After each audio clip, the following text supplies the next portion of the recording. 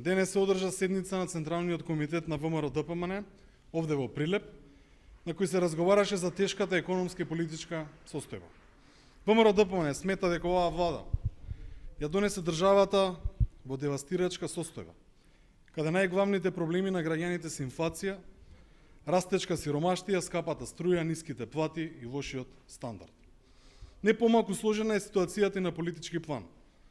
Владата, создавајќи го проблемот со Бугарија, државата ја втурна во ќорсокак, без надеж за напредок на евроинтеграциите. Нема интеграција, но има условувања и откажувања од идентитетот кои се туркаат на мала врата. Токму поради ова, Централниот комитет на ВМРО-ДПМН усвои две главни барања како одговор на политичката и економската криза. Првото барање е организирање на предвремени парламентарни избори најдоцна до пролет 2023 година, како единствен излез од економската и политичката криза и поддршка на Централниот комитет на пратеничката група на ВМРО-ДПМН во ставот за неприфаќање на промена на уставот по диктат на Бугарија.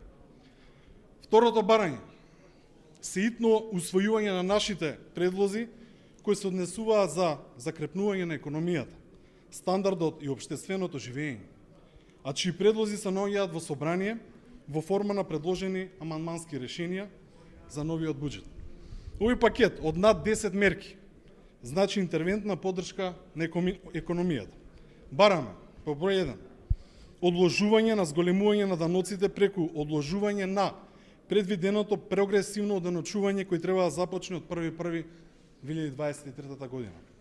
Број 2, спречување на зголемување на цената на струјата за домаќинствата и бизнисот преку одложување на предвиденото зголемување на ДДВ за струја од 5 на 10%. Воведување на викенд без ДДВ до крај на кризната состојба. Поддршка на домашните компании преку намалување на акцизата за течни горива. Парична помош на учениците основно и средно образование од семејствата со месечни примања помали од просечната плата. Субвенции за зголемување на висината на студентскиот оброк од 120 на 160 денари. Реконструкција на студентски домови. Набавка за нова медицинска опрема на јавните здравствени установи. Зголемување на буџетот за набавка на инсулин. Зголемена капацитација на бодовите за матични лекари, стоматолози и гинеколози. Сосема е јасно дека со оваа влада Македонија тоне. Потребни се промени кои ќе обезбедат иднина. Бараме сериозен пристап и сериозен одговор од власт.